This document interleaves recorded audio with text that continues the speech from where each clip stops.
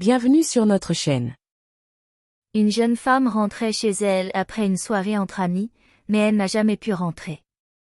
Au début, personne n'aurait pu imaginer ce qui s'était passé. Mais dès l'intervention de la police, l'affaire a pris une tournure totalement inattendue, rendant cette enquête véritablement unique. Et pourtant, malgré une montagne de preuves, les enquêteurs ont peiné à la percer. Mais ils ont finalement trouvé la pièce manquante, et justice a enfin été rendue.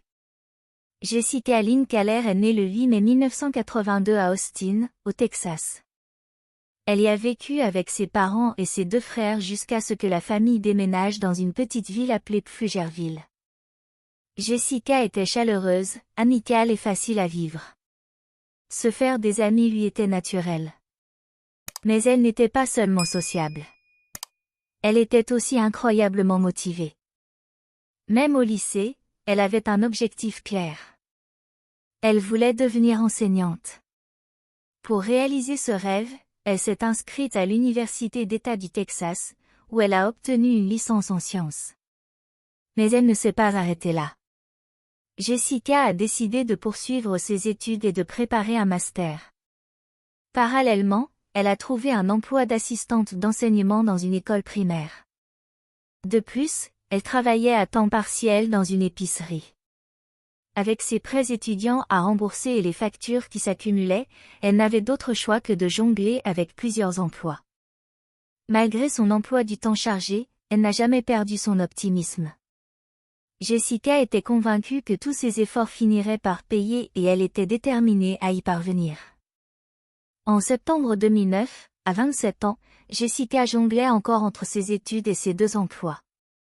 Elle espérait décrocher bientôt un poste d'enseignante à temps plein dans son école et se concentrer enfin sur la carrière dont elle avait toujours rêvé. Le 7 septembre, Jessica avait un jour de congé, qu'elle a passé avec ses amis et sa cousine, Mélanie. Elles ont commencé la journée par un moment à la piscine, puis sont allées dîner au restaurant. Plus tard, ils se sont arrêtés dans un bar, ont joué au billard. Une fois la soirée terminée, Jessica a pris le rôle de conductrice désignée, s'assurant que tout le monde rentre chez lui en toute sécurité. Mélanie fut la dernière à être déposée. Il était presque 1h30 du matin. Elle a proposé à Jessica de passer la nuit chez elle, mais Jessica a refusé. Elle avait un service matinal à l'épicerie et devait passer dans un magasin ouvert 24h24 pour acheter de la nourriture pour ses chiens. Après avoir dit au revoir à sa cousine, elle est partie. Quelques heures plus tard, à l'aube, Mélanie a reçu un appel d'une collègue de Jessica. Elle lui a dit que Jessica n'était pas venue à son service, ce qui était assez étrange car Jessica n'avait jamais manqué le travail sans raison valable. De plus, à ce moment-là, elle avait été promue directrice du magasin, ce qui impliquait encore plus de responsabilités. Mélanie a commencé à s'inquiéter et à appeler quelques amis, mais aucun d'eux n'avait eu de nouvelles de Jessica ce matin-là. Elle a ensuite contacté son frère John. Il partageait un appartement avec Jessica, mais il lui a dit ne pas l'avoir vue non plus. John était policier et avait commencé son service à 5h30. Il n'avait pas remarqué si Jessica était rentrée pendant la nuit et n'avait pas vérifié sa chambre avant de partir travailler. Inquiet, il est immédiatement rentré chez lui, mais Jessica n'était pas là. En fait, on aurait dit qu'elle n'était même pas rentrée la veille. Ses chiens se comportaient bizarrement, presque comme s'ils n'avaient pas été nourris depuis un moment. Cela a déclenché les alarmes. Il y avait vraiment quelque chose qui clochait. Sans perdre de temps, John a contacté ses collègues du commissariat de police pour leur demander de localiser le téléphone de Jessica. Suite au signal, la police a localisé un restaurant non loin de chez elle.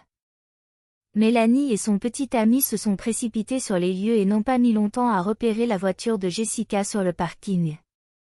Mais dès qu'ils se sont approchés et ont ouvert la portière, ils ont été confrontés à un spectacle horrible. Jessica était au volant, complètement inconsciente. Son corps était couvert de coups de soleil visibles, et à l'intérieur de la voiture, il faisait une chaleur insupportable. Le petit ami de Mélanie a appelé la police, qui a dépêché des agents et une ambulance sur les lieux. Les ambulanciers ont confirmé le décès de Jessica et son corps a été envoyé pour un examen plus approfondi. Mais une chose était déjà claire. Elle semblait avoir été agressée. Pendant ce temps, les enquêteurs ont commencé à examiner la voiture de Jessica et ont remarqué que le siège conducteur était beaucoup trop reculé. Compte tenu des blessures sur son corps, les enquêteurs ont soupçonné qu'elle avait été agressée sur place, dans la voiture. Ils ont également découvert que ses clés, son portefeuille et ses cartes de crédit avaient disparu. Sur la banquette arrière, ils ont trouvé un sac de nourriture pour chien, suggérant que Jessica était là depuis la veille. Après tout, elle avait prévu de s'arrêter au magasin juste après avoir déposé sa cousine. Après avoir fouillé minutieusement la voiture, les enquêteurs se sont rendus au restaurant, près du parking où la voiture de Jessica avait été retrouvée. Et c'est là que les choses ont pris une tournure inattendue. Une employée du restaurant a déclaré aux enquêteurs qu'en arrivant au travail tôt ce matin-là, elle avait remarqué la voiture de Jessica. Mais à ce moment-là, Jessica était encore en vie. D'après le témoin, Jessica était assise dans sa voiture, complètement dévêtue, et agissait étrangement, presque comme si elle était sous l'emprise de l'alcool. Malgré l'étrangeté de la scène, l'employé n'y prêta pas attention et rentra pour commencer son service. Un peu plus tard, elle ressortit. Cette fois, Jessica était assise à côté de sa voiture. Elle avait remis ses vêtements, mais son comportement restait étrange, assise là, les mains dans les cheveux. La troisième fois que l'employé sortit, Jessica était de retour dans sa voiture, se parlant à elle-même et faisant d'étranges gestes des mains. La police a trouvé plusieurs autres témoins ayant vu Jessica vivante ce matin-là, mais malgré son comportement inhabituel, personne n'appela les secours ni ne s'assura qu'elle allait bien. Après avoir parlé aux témoins, les enquêteurs sont retournés voir Mélanie et lui ont demandé si Jessica avait pu être sous l'influence de l'alcool ou d'une substance plus forte. Mais sa cousine a insisté sur le fait que Jessica était complètement sobre ce soir-là. Elle était la conductrice désignée chargée de ramener tout le monde à la maison en toute sécurité, et elle avait du travail le lendemain matin.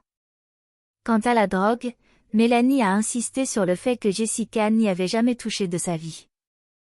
Tout cela n'avait aucun sens pour les enquêteurs, mais ils ont rapidement trouvé une explication possible à ce qui s'était passé. Les médecins légistes ont constaté des traces de strangulation sur le corps de Jessica, des marques laissées par les deux mains et un objet quelconque, peut-être une corde ou une ceinture.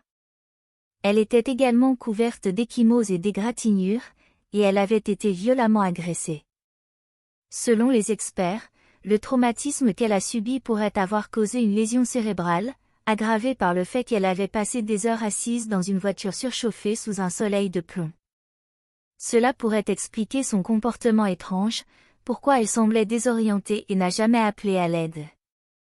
Jessica était probablement tellement inconsciente qu'elle n'a même pas réalisé ce qui lui arrivait. Et finalement, elle a succombé à ses blessures.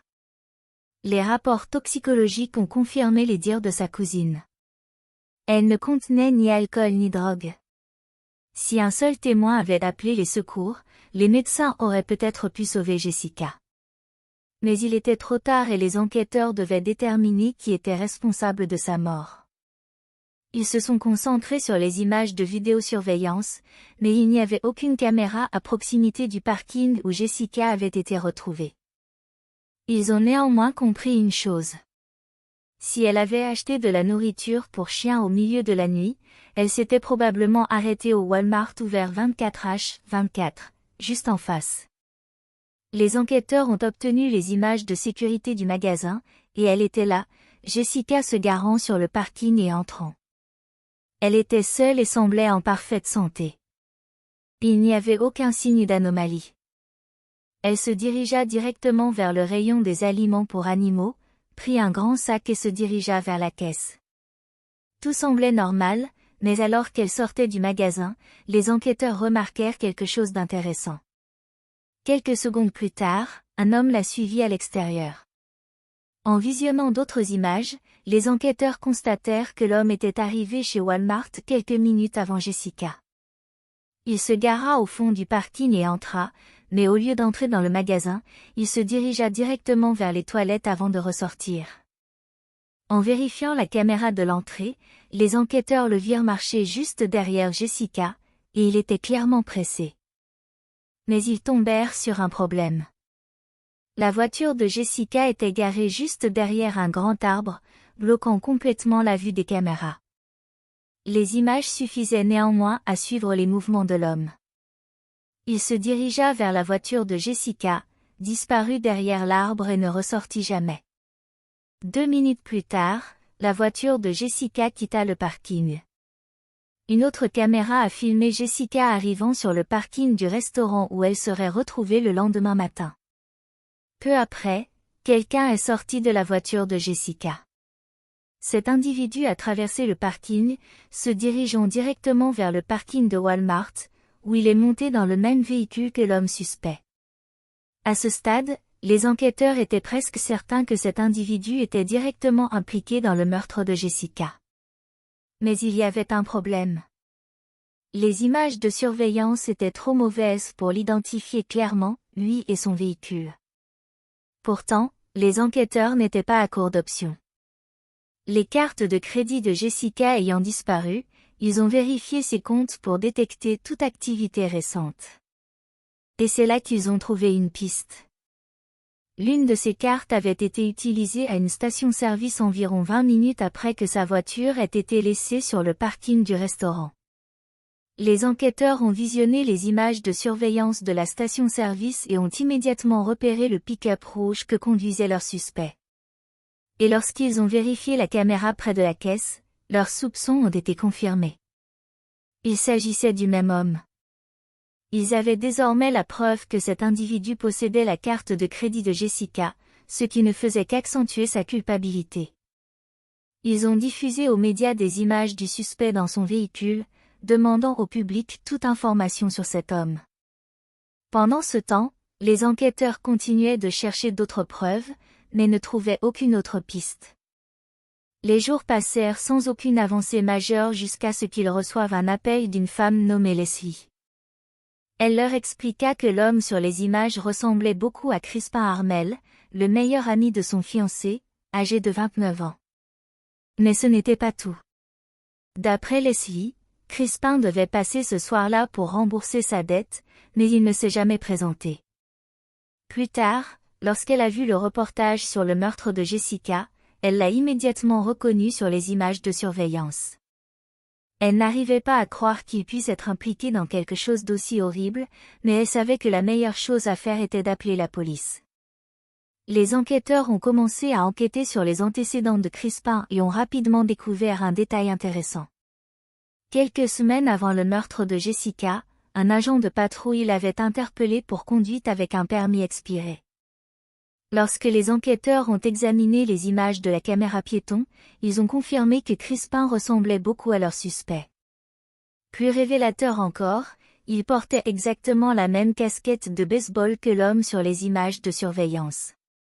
5 jours après le meurtre de Jessica, la police s'est rendue au domicile de Crispin. Ils ont immédiatement remarqué son pick-up. C'était le même modèle que celui filmé. Mais quelque chose clochait. Il semblait que Crispin avait effectué des retouches esthétiques. Les détails chromés visibles sur les images étaient maintenant recouverts de noir. Lorsque les enquêteurs ont frappé à sa porte, Crispin les a immédiatement surpris. Sans hésitation, il a avoué avoir rencontré Jessica ce soir-là. D'après lui, ils se sont rencontrés via un site web pour adultes et avaient convenu d'une relation sans engagement. Crispin a affirmé qu'ils s'étaient rencontrés sur le parking du Walmart, où il était monté dans la voiture de Jessica. Selon lui, elle les aurait ensuite conduits dans un parc où ils auraient eu des relations sexuelles consenties avant de le déposer à Walmart. Avant son départ, il se serait assis dans sa voiture et aurait discuté un moment. Il lui aurait confié ses difficultés financières, et selon sa version des faits, Jessica lui aurait donné sa carte de crédit pour payer l'essence. Puis, ils se seraient dit au revoir et se seraient séparés. Le lendemain, en voyant les informations sur le meurtre de Jessica, Crispin aurait paniqué. De peur d'être accusé, il aurait jeté sa carte de crédit et repeint certaines parties de son camion. Même si Crispin avait raconté cette histoire avec assurance, les enquêteurs savaient que ce n'était qu'un mensonge. Cela ressemblait à une tentative désespérée d'échapper à toute responsabilité. Les images de surveillance à elles seules ont suffi à démentir sa version. Il aurait affirmé qu'il s'était donné rendez-vous sur le parking du Walmart, mais il n'aurait abordé Jessica qu'après qu'elle soit retournée à sa voiture. Il a ensuite affirmé qu'elle l'avait raccompagné après leur prétendue rencontre. Mais les caméras ont raconté une histoire différente. Elles l'ont clairement montré retournant seule à son camion. La voiture de Jessica n'a pas bougé du parking avant le lendemain matin, et personne d'autre ne s'en est approché. Les enquêteurs ont saisi le téléphone et l'ordinateur de Crispin, ainsi que les appareils de Jessica. Comme ils le soupçonnaient, il n'y avait aucune trace de communication entre eux. Pas de message, pas d'appel, rien. En fait, Jessica n'avait même jamais consulté le site web pour adultes que Crispin prétendait avoir utilisé pour organiser la rencontre. Mais lorsque les enquêteurs ont fouillé l'ordinateur de Crispin, ils ont découvert quelque chose d'intéressant. Quelques heures seulement après la découverte du corps de Jessica par la police, il avait recherché et lu plusieurs articles de presse sur son meurtre. Les amis et la famille de Jessica n'ont pas cru non plus à son histoire. Selon eux, elle n'était pas le genre de personne à rechercher une aventure d'un soir, et encore moins à rencontrer un parfait inconnu sur un parking en pleine nuit. Ce n'était tout simplement pas son genre. De plus, elle avait déjà dit à ses amis qu'elle avait besoin de dormir avant son service du matin et qu'elle devait encore nourrir ses chiens. Il était hors de question qu'elle sorte pour un rendez-vous nocturne secret. Les enquêteurs pensaient que Crispin faisait tout ce qu'il pouvait pour rejeter la faute sur les autres. Mais avec autant de preuves contre lui, il était impossible de trouver une excuse crédible. Grâce aux images de surveillance, les enquêteurs ont reconstitué ce qu'ils pensaient être la réalité des faits. Crispin a probablement repéré Jessica à l'intérieur du Walmart et l'a prise pour cible. Il l'a suivie jusqu'à sa voiture, est monté dedans et a utilisé des menaces pour l'empêcher de crier ou de riposter. De là, il l'a peut-être forcée à se rendre dans un parc voisin, où il l'a agressée avant de retourner sur le parking près de Walmart, plus près de son propre camion. Avant de partir, il l'a étranglée et a volé son portefeuille et ses cartes de crédit. Lorsque la police a confronté Crispin à cette version des faits, il a cessé de répondre aux questions et a demandé un avocat. Malgré les preuves solides contre Crispin, les enquêteurs se sont retrouvés face à un défi de taille, susceptible de compromettre l'ensemble de l'affaire. Le fait que Jessica soit restée en vie plusieurs heures après l'agression a créé un obstacle juridique majeur. Le problème était que les experts médicaux ne pouvaient pas affirmer avec certitude pourquoi cela s'était produit. Les cas comme le sien étaient si rares que la médecine ne les avait tout simplement pas étudiés suffisamment en profondeur. Comme nous le savons, la cause officielle du décès était la strangulation. Mais jusqu'alors, il n'y avait jamais eu un seul cas documenté de personnes étranglées, survivant pendant des heures en marchant et en parlant, puis mourant plus tard des suites directes de cette agression. Comme plusieurs témoins avaient vu Jessica vivante, le procureur n'était pas certain qu'un jury rendrait un verdict de culpabilité. La seule chose qui pouvait véritablement conclure l'affaire était des aveux. Mais Crispin refusait d'admettre quoi que ce soit. Les enquêteurs se sont retrouvés dans une situation extrêmement délicate. Ils étaient certains que Crispin était responsable du meurtre de Jessica. Personne d'autre n'aurait pu commettre physiquement le crime. Mais comme elle était restée en vie jusqu'au matin, le risque était réel que l'affaire tombe à l'eau au tribunal. Espérant étayer leur dossier, les enquêteurs ont fouillé la voiture de Jessica à la recherche de preuves supplémentaires. En vain.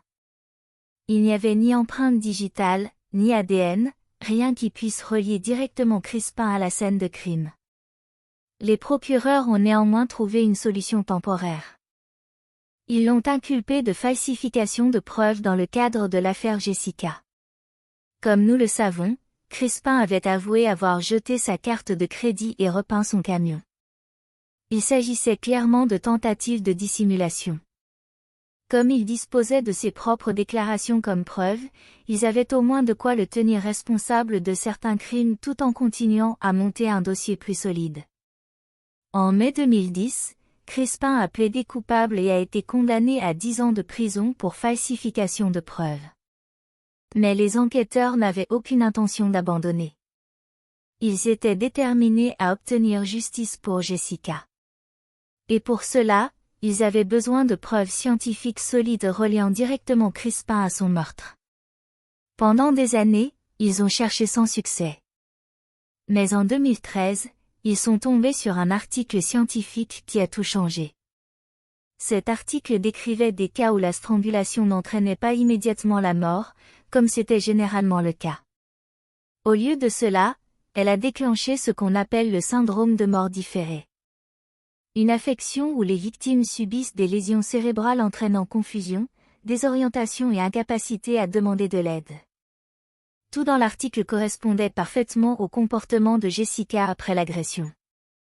Cet article corroborait également la conclusion du médecin légiste initial selon laquelle elle avait probablement subi une lésion cérébrale, ce qui l'a laissée inconsciente de son état jusqu'à ce qu'il soit trop tard. Les enquêteurs ont immédiatement contacté l'auteur de cet article et ont commencé à constituer un dossier pour meurtre contre Crispin, cette fois-ci appuyé par des données médicales de pointe. En mai 2014, Crispin a été officiellement arrêté pour meurtre, mais il a continué à clamer son innocence. Pendant le procès, son avocat s'est concentré sur un point essentiel. Il n'y avait aucune preuve ADN reliant Crispin au crime. L'accusation avait soutenu que Jessica avait riposté pendant l'agression et avait probablement griffé son agresseur, ce qui aurait dû laisser des traces d'ADN sous ses ongles. Cependant, les experts médico-légaux de l'accusation ont souligné un facteur crucial. Jessica avait passé des heures dans sa voiture, piégée par une chaleur extrême. À des températures aussi élevées, l'ADN se dégrade rapidement. Au moment où son corps a été examiné, tout matériel génétique sous ses ongles aurait déjà été décomposé au point de ne plus pouvoir être récupéré. Outre les preuves médico-légales, les procureurs se sont largement appuyés sur la quantité impressionnante d'images de surveillance, qui indiquaient clairement la culpabilité de Crispin.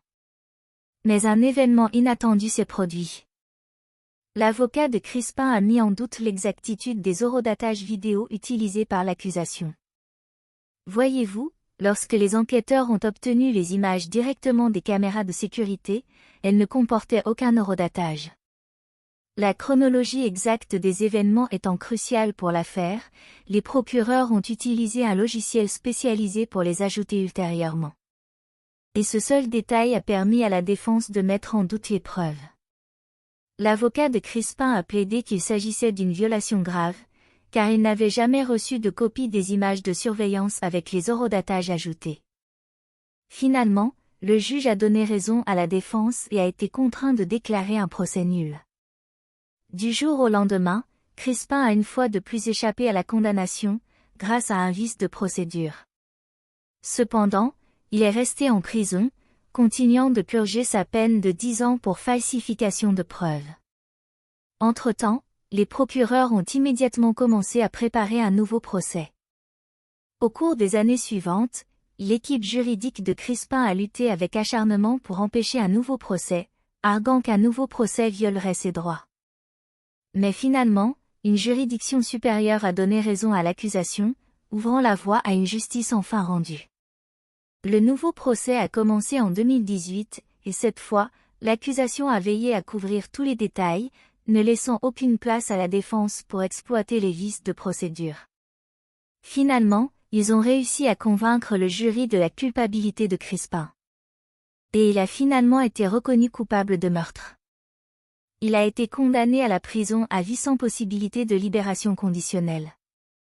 Les procureurs avaient choisi de ne pas requérir la peine de mort, craignant que cela ne réduise leurs chances d'obtenir un verdict de culpabilité. Ils savaient que l'argument du syndrome de la mort différée pouvait encore semer le doute dans l'esprit des jurés. Et dans les affaires de peine de mort, une condamnation exige une certitude absolue. Quelques années plus tard, Crispin a tenté de faire appel de sa condamnation, mais sa demande a été rejetée. En conséquence, il est toujours derrière les barreaux, avec pratiquement aucune chance de repartir. La famille de Jessica a remercié les enquêteurs et les procureurs pour leur quête incessante de justice, même s'il a fallu 9 longues années pour parvenir à un verdict. Cependant, ils ont également admis qu'avant le prononcé de la peine, ils espéraient que cela leur apporterait un certain soulagement et une certaine sérénité. Mais en réalité, aucune punition pour Crispin ne pourrait jamais véritablement apaiser leur douleur. Merci d'avoir regardé, j'espère que cet épisode vous a plu. Si c'est le cas, n'oubliez pas de cliquer sur le bouton « J'aime » et de vous abonner si vous voulez en entendre davantage. Pouvez-vous nous dire dans les commentaires où vous vivez et quelle heure il est dans votre pays?